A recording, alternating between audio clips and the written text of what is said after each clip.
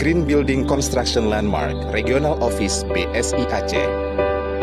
Dibangun di atas tanah dengan luas 4.190 meter persegi dan luas bangunan 17.531 meter persegi. Gedung Landmark BSI Aceh terletak di Jalan Teguh Daud Bere, Banda Aceh. Memiliki 2 lantai basement parkir dan 8 lantai perkantoran.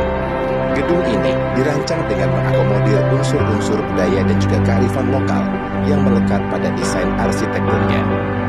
Gedung ini akan menjadi gedung perkantoran tertinggi di Aceh yang mengusung konsep green building melalui pemanfaatan air hujan sebagai sumber daya air di gedung ini.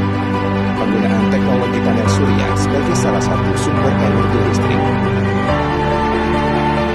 Fasilitas parkir kendaraan yang dapat menampung 127 kendaraan.